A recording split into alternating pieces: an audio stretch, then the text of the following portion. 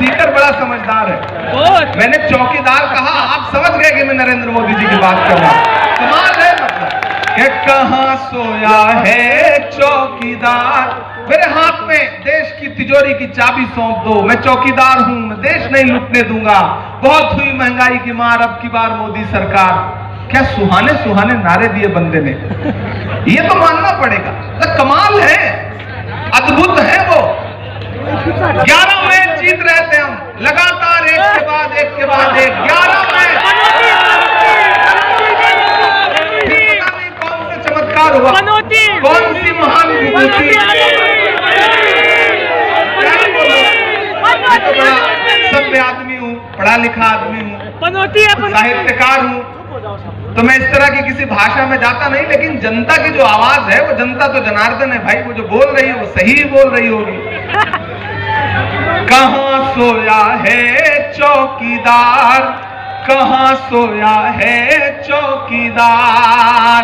Petrol और diesel की कीमत रही सैकड़ा मार। कहां सोया है चौकीदार, कहां सोया है चौकीदार।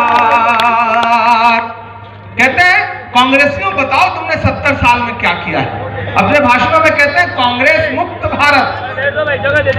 एक दिन पार्लियामेंट में खड़े होकर के बोल रहे थे कि बताओ कांग्रेस वालों तुमने 70 साल में क्या किया। आगे खड़गे जी बैठे थे, खड़गे जी पलट के बोले, इमरान मत बताना, बता दोगे तो ये उसको भी बेच देंगे, इनका काम सिर्फ बेचने का है, ये सिर्फ बेचना जानते हैं।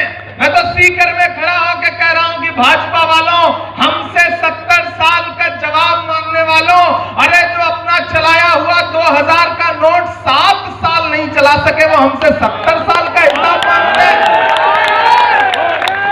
कहां सोया है चौकीदार, कहां सोया है चौकीदार। पेट्रोल और डीजल की कीमत रही सैकड़ा मार। कहां सोया है चौकीदार, कहां सोया है चौकीदार। मैं तो शायर हूं, मैं तो कह लेता हूं सलीके से, और यही नहीं कह रहा हूं, मैं तो पार्लियामेंट में खड़ा होकर भी पूछ लेता हूं कि चाय बेचने वाला पूरा भारत बेच रहा है। ये सुनिए, पहले सुनिए, समझिए, फिर ताली बजाइए कि चाय बेचने वाला पूरा भारत बेच रहा है। इसी काम में हासिल उसे महारत बेच रहा है कि रेल बिक गई, तेल बिक गया, बिका हवाई अड्डा। अब तैयार रहना सीकर वालों कि रेल बिक गई, तेल बिक गया, बिका हवाई अड्डा। सब कुछ बिकता देख के खुश हैं अपने जेपी नड्डा। के जनता महंगाई की मारी करती हाहाकार। कहां सोया है चौकीदार, कहां सोया है चौकीदार। और जाते जाते बस इतना कह के जा रहा हूं, मैं तो शायर हूं, शायरी की भाषा में कह के जा रहा हूं सीकर वालों के दायरे में सिमट के आएगा। ये बैठे हुए हमारे एमडी चौकीदार साहब, जिग्नेश मेवानी जी, मुस्तफा साहब, ये हमारे भिवंडी से आए हुए जिला अध्यक्ष रशीद ताहिर मोमिन साहब, ये सारे लोग, और यहाँ जो तमाम पार्षद साथी मिले, मैं आज सबका नाम नहीं ले पा रहा हूं, लेकिन अगली बार किसी एक मुशायरे में आऊंगा तो पूरी रात आपको शायरी सुनाऊंगा, तब सबके नाम भी लूंगा। आज तो बस इतना पढ़ के जा रहा हूं कि दायरे में सिमट के आएगा, हर रवायत से हट के आएगा। आंधियों को जरा खबर कर दो, आंधियों को जरा खबर कर दो, शेर वापस पलट के आएगा, शेर वापस पलट के आएगा। जहां जा रहा हूं वहां नारे लग रहे हैं कि इस बार राज नहीं बदलेगा, रिवाज बदलेगा, रिवाज बदलेगा इस बार।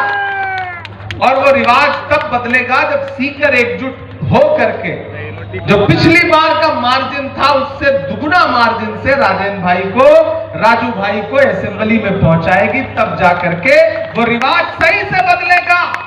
मैं आपसे ये गुजारिश करने आया हूं, आप मुझे मेरी शायरी के हवाले से जानते पहचानते हैं। बहुत सारे लोग भाजपा इस बार जानते हैं क्या कर रही है। भाजपा को पता है कि हम कांग्रेस की योजनाओं से नहीं लड़ पाएंगे। चिरंजीवी योजना से कौन लड़ पाएगा?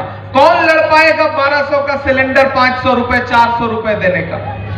कल तो हमारे मैनिफेस्टो में यह ऐलान हुआ कि हम 12वीं तक की शिक्षा यानी कि 12th तक की शिक्षा राइट टू एजुकेशन लगा करके प्राइवेट स्कूलों में भी फ्री करवाएंगे। कितनी बड़ी बात है ये। उधर प्रधानमंत्री जी कह रहे हैं पकौड़ा तलो रोजगार के नाम पे, इधर कांग्रेस सरकार कह रही है कि हम 4 लाख सरकारी रोजगार देंगे और 10 लाख रोजगार पैदा करेंगे।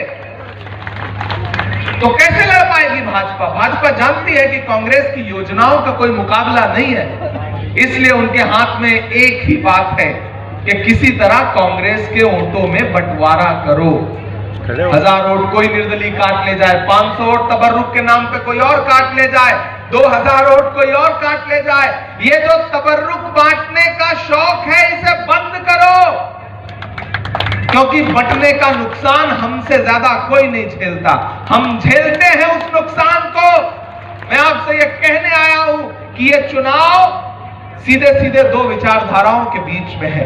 एक तरफ वो लोग खड़े हैं जो ये चाहते हैं कि मुल्क डॉक्टर बाबा साहब भीमराव अंबेडकर के संविधान से नहीं बल्कि उनकी तानाशाही से चलेगा, और एक तरफ वो लोग खड़े हैं जो ये कहते हैं कि ये मुल्क डॉक्टर बाबा साहब अंबेडकर के संविधान से, मौलाना आजाद के उसूलों से, पंडित जवाहरलाल नेहरू के सपनों से और महात्मा गांधी की विचारधारा से चलेगा। हम उस पहलू में खड़े हैं, हम उस पाले में खड़े हैं। आपको तय करना है कि आप कहां खड़े हैं। एक तरफ नफरत खड़ी है और एक तरफ मोहब्बत खड़ी है, और मोहब्बत का पैमाना अगर नापना है तो याद करो 6 सितंबर 2022 की वो शाम, जब एक नेता कन्याकुमारी में समंदर के साहिल पे खड़ा था एक नारा लेकर के कि नफरत के बाजार में मोहब्बत की दुकान खोलनी है, भारत को जोड़ना है, नफरत छोड़ो भारत जोड़ो का नारा लगाता हुआ कन्याकुमारी से कश्मीर तक 4000 किलोमीटर चलता रहा वो आदमी। मैं उनके साथ चल रहा था कंधे से कंधा मिला करके। मुझसे मीडिया के साथियों ने कहा इमरान साहब, राहुल गांधी भारत जोड़ो यात्रा लेके निकले हैं, पीछे लाखों का हुजूम है, आप साथ चल रहे हैं, आप शायर हैं, आप क्या कहते हैं? मैंने कहा मैं तो बस इतना कहूंगा जो हर जालिम से टकराएगी वो आंधी बनाऊंगा, नए अंग्रेज आए हैं नया गांधी बनाऊंगा। वीडियो देखने के लिए आपका बहुत बहुत धन्यवाद। वीडियो को लाइक करें, चैनल को सब्सक्राइब करें और अपने दोस्तों के साथ शेयर करें।